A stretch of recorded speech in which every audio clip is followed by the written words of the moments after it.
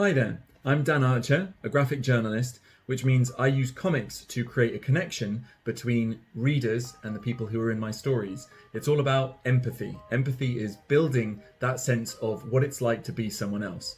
So in this online workshop, I'm going to show you how to draw people, how to express emotions, and how to tell stories so that you can also think about ways that you can share your stories.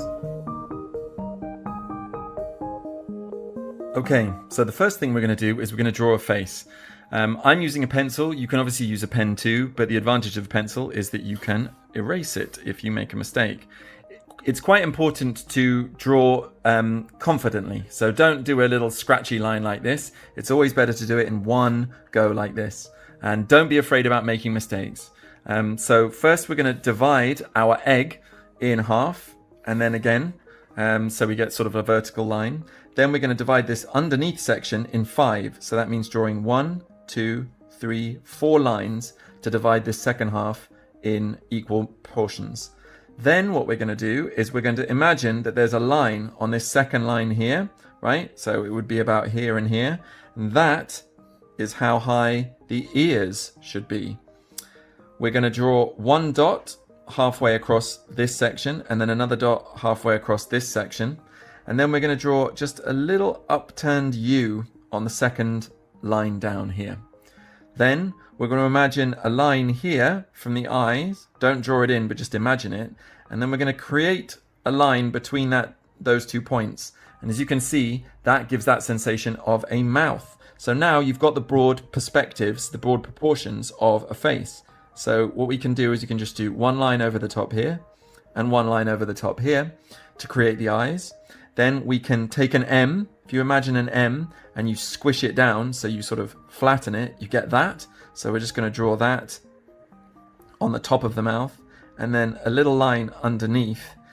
And that creates, if you fill it in, the top lip, right? You can add 2 lines in here to give it a sort of a smile. And you can see we've got the eyes, the nose, and the mouth. Then, as this is a male face, we're going to add a little chin in first, right? So men's faces tend to be a little more square and angular than women's. We're going to add one line in here and then another line in here for the eyebrows. So one line in here for the eyebrows. And then one line down like this and then another looping back just to flesh out the ears, to give them a sense of an earlobe. If you want, you can add a tiny bit more detail to the eye like this, but I would recommend that you don't do a flat eye like this because it does look a little flat if you connect it all the way around. So by leaving this gap, it doesn't look obviously like there's a hole. It's just our eyes are used to filling that gap in. Then we're going to add a bit of hair. So if this was me as a younger man, essentially what I do rather than drawing individual strands is I essentially just draw one line all the way across. Slightly messy. My hair used to be quite messy when I was younger. Still is actually. And then here we just do a little bit here, maybe coming across like this, follow it back around. And as you can see, that creates one solid shape. So then we can go in and we can actually just rub out the line that we were using as a guide, and voila, you can see the head is coming together. Next, we just draw 2 lines down for the neck and for the shoulders. We add the shoulders. If you want, you can then connect them here and you've sort of got a t-shirt. If you want, you can also add a little line here. So we've just drawn the male face. Now we're going to draw a female face. So you do the same thing. So you start with an egg.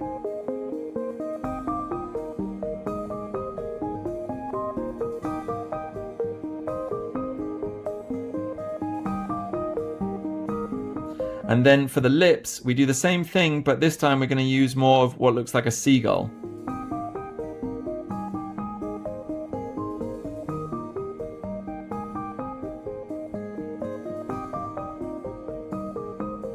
If you want as well, you can obviously pull the hair over the ear, in which case you just erase the ear that's behind, so it looks like the hair is on top of the ear. Like this, and then you can just erase your guidelines like so, and there you have a more female looking face. And then you follow the same steps, so you just pull the neck out and the shoulders like so, and then add another t-shirt, maybe a little necklace. So now that we've got our faces, one thing that can be interesting is adding age or details. So essentially all we need to do, if you want, you can obviously erase your guidelines after you've done them, if you've done them in pencil, is you can add a bit of age to your characters just by adding more details. So here I'm going to add some what they call crow's feet, which are the lines at the edge of your eyes. You know, if we wanted to, we could give him more of a moustache. Then you can maybe add more bags under the eye, maybe make the eyes look slightly heavier. You can put the classic forehead wrinkles if you wanted to. If you really want to, you can just erase his hair, which is usually a great way to show age. So you can just stop the hair there and continue the head like this. And then instantly it's looking pretty old. I'm just going to maybe stick some individual hairs just out the top there. Maybe you want to even give him old person glasses. Lines and details are a great way to obviously show, it's just in our skin, when it loses its elasticity, how people can get old.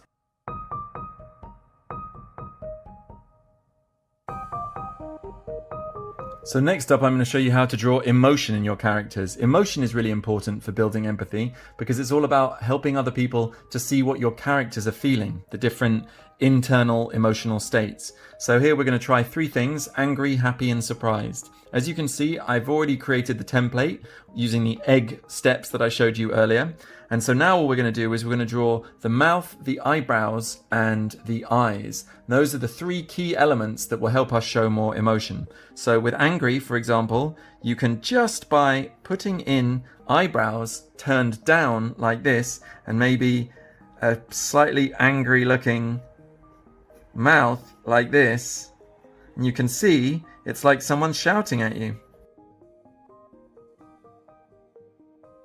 Next thing though, I'm going to do happy. If you're very, very happy, you sort of close your eyes with delight. And then you obviously have a big smile. So it's all about just using as few lines as possible to show different emotions. And then surprise. So with surprise or fear, what we're going to do is I'm going to put my hair in first. And then I'm going to put the eyebrows looking up, so they're really arched up, and then I'm going to put the eyes looking really wide, so as much white space around here, and then a big dot for the surprise on my face. And if you want, you can actually put some lines in like this, just a quick way of showing shock